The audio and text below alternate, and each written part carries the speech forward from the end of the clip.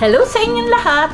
Narito na naman si Mami Essie para mag-share na naman sa inyo ng isang masarap na dessert, ang milk pudding. Pero bago tayo mag-umpisa, kung kayo ay nasa Facebook, don't forget to follow, like, and share. At kung nasa YouTube naman po, wag lang kalimutang mag-subscribe at pindutin ang bell button para lagi kayong updated sa ating mga bagong video. Ngayon, narito po ang ating mga kakailanganing sangkap. Sa paggawa po ng milk pudding, 2 layers po yung ating gagawin. Para po sa first layer, gagamit po tayo ng 2 latang evap milk, yung pong 360 ml, 3/4 cup white sugar, 3/4 cup na cornstarch. Para naman po sa second layer, gagamit po tayo ng isang ube condense, 2 cups water, at 5 tablespoon na cornstarch. Okay, umpisahan na po natin yung pagtitimpla ng first layer.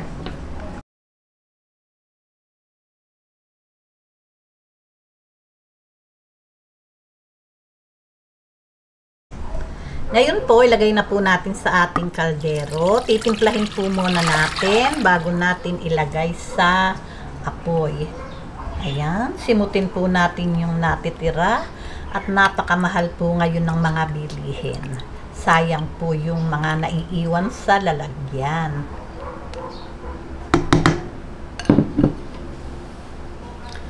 Sugar.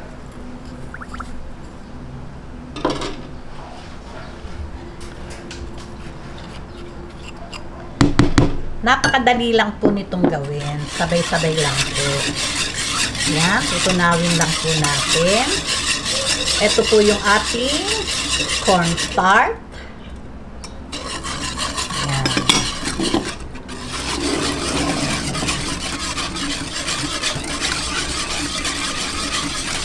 Ayan, tunawin muna po natin tunaw na tunaw bago po natin isalang sa ating apoy. Okay, ngayon po, sasalang na po natin sa ating apoy. Ngayon po, bubuksan ko na po yung ating apoy sa medium to low heat lang po at hihintayin, haluin lang po natin ng, wag po natin titigilan ng halo hanggang sa lumapot. Mahina lang po yung apoy, medium to low heat lang po. Ayan.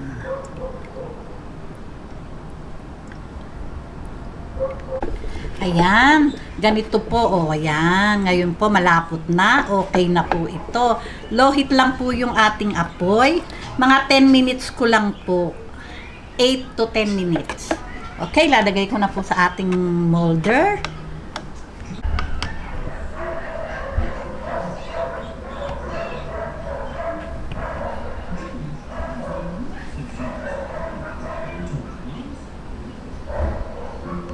Okay, ngayon po, heto na po yung ating first layer. Ngayon po, yung second layer naman po yung ating gagawin. Ngayon naman po, isusunod natin yung ating second layer. 2 cups water. Ayan.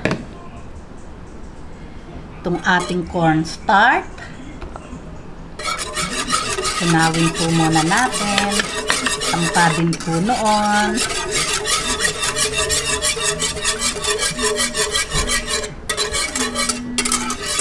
Ito pong isang malaking latang gatas na ube condense.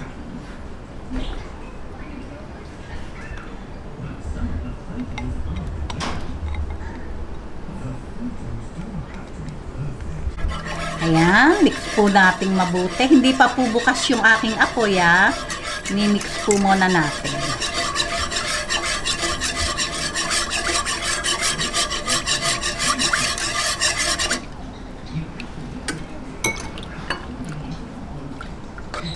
Ayan. Ayun po, bubuksan ko na po yung ating apoy sa low heat.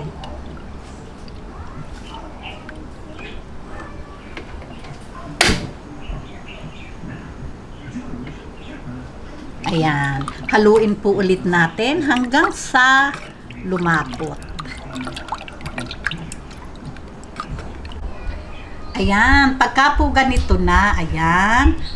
Okay na po ito. 10 minutes po na hinalo natin sa low heat yung ating second mixture.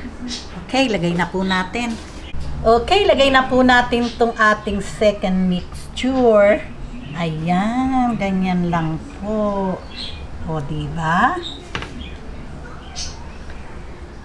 Ayan, hihintayin lang po nating tumigas yan at ready na po yan.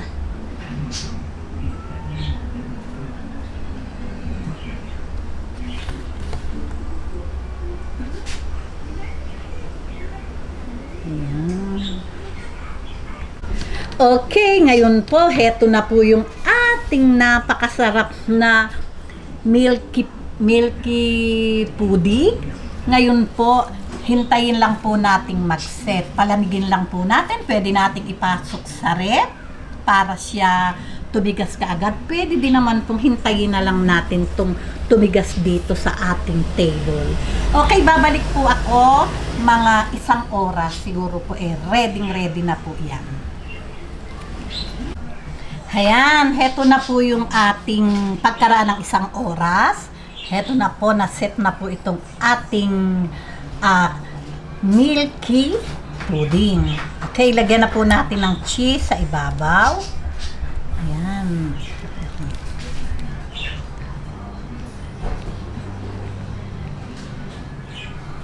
Ayan. Para lalo pong sumarap. Ayan. O, di po ba? Ngayon po, tingnan po natin at talaga naman pong creamy yan. Okay, ngayon po, tingnan na po natin. Ayan. Ayan, oh. Talaga naman po, oh. Creamy po talaga at napakabango. Sigurado po tayong napakasarap. Ito po, 1 oras ko po itong pinatigas. Ngayon, medyo po malambot pa ng bahagya. Siguro 1 oras at kalahati. Talaga pong ano na siya talaga, form na po siya. Kaya lang po, medyo po may pupuntahan kami at nagmamadali. Kaya, ayan. Diba? Creamy. Okay. O, di po ba? Napakasimple lang pong gawin. Sabay-sabay. Talaga pong hindi kayo gugugol ng matagal na oras. May masarap na kayong dessert, ang milky pudding. O, paano po? Kung nagustuhan nyo ang video na to, wag lang kalimutang mag-likes. And don't forget to share and subscribe. Baboos!